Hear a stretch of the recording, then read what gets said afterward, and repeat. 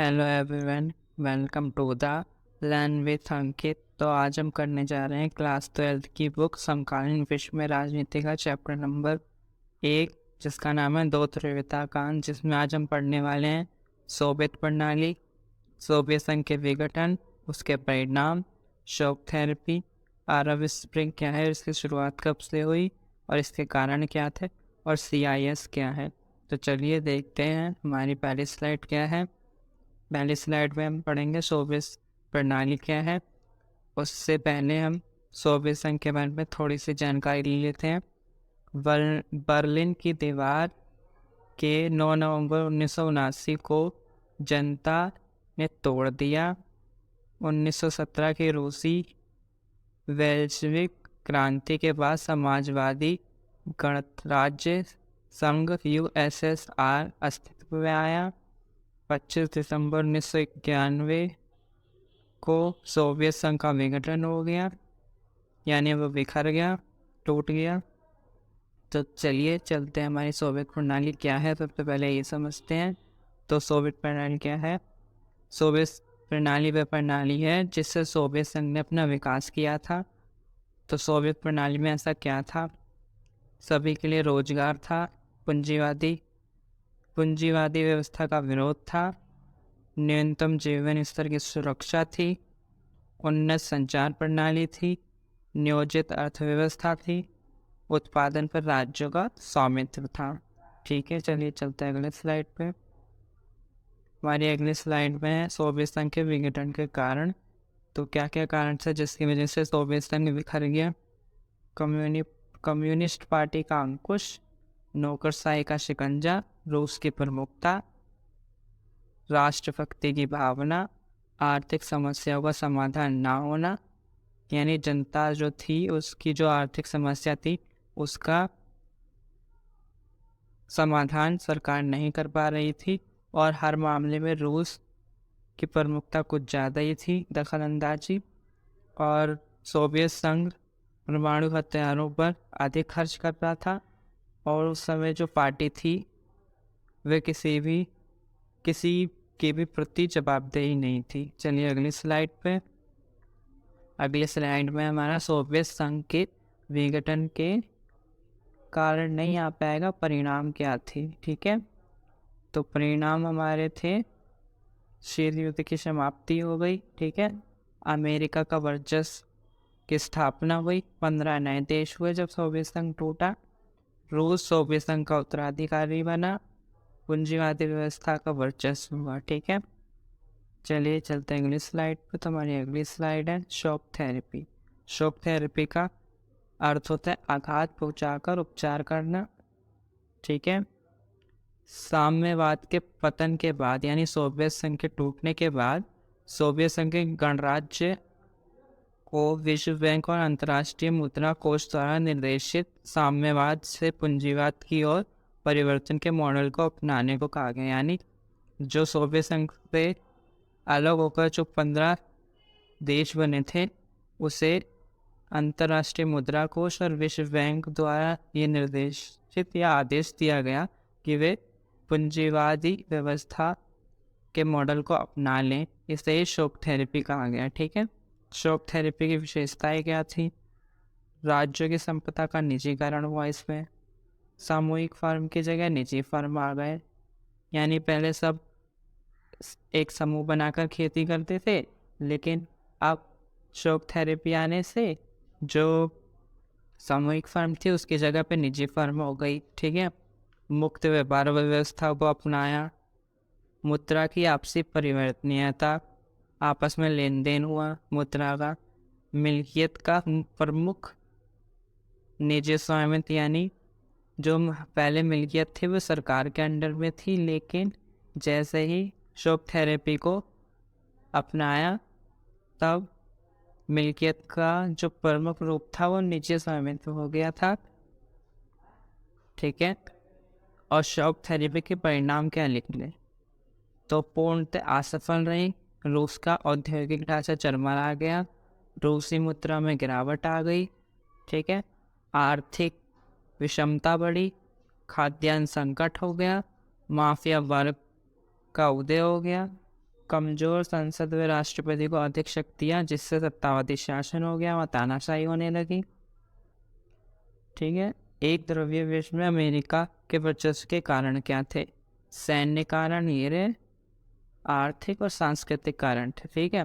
सैन्य कारण देख लेते हैं। उच्च सैनिक प्रौद्योगिकी थी, सर्वाधिक सैन्य बजट था उनके पास, वो सैन्य पे कुछ ज़्यादा ही खर्च करता था। 5 सशस्त्र कमान, उत्तरी, दक्षिणी, केंद्रीय, यूरोपीय व पैसिफिक। उदाहरण प्रथम व द्वितीय खाड़ी युद्ध। आर्थिक रूप से देख लेते हैं। विश्व के सबसे मजबूत अर्थव्यवस्था थी। मुक्त समुद्री व्यापार पर नियंत्रण था। इंटरनेट व MBA का जनक। वर्ल्ड बैंक, IMF, WTO में मुख्य भूमिका थी अमेरिका की। ठीक है। सांस्कृतिक कारण देख लेते हैं। पहनावा जीन्स था। खान पान मैकडोनिकरण।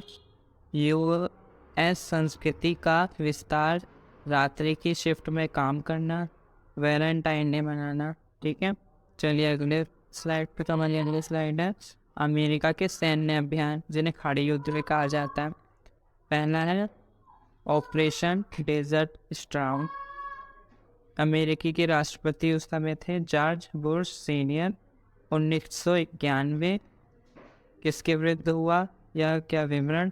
34 देशों की बहुराष्ट्रीय सेना द्वारा इराक के खिलाफ, जिसने अपने पड़ोसी कुवैत पर अनाधिकृत कब्जा कर लिया।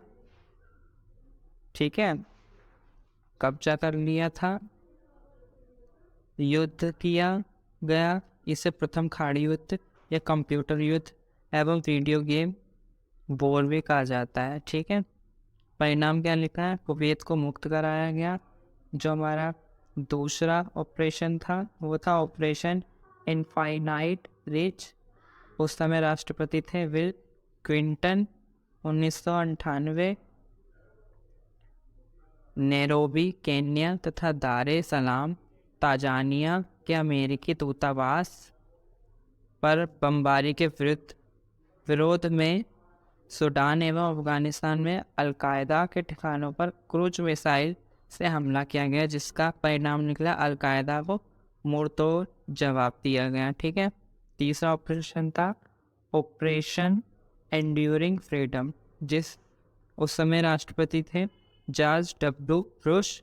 2001 की घटना है। 9/11 की घटना की प्रतिक्रिया स्वरूप अलकायदा और अफगानिस्तान के तालिबानी शासन के विरुद्ध विश्व में आतंक के विरुद्ध विश्वव्यापी युद्ध हुआ। ठीक है, जिसमें तालिबान की समाप्ति और अलकायदा कमज़ोर पड़ने लगा। ठीक है।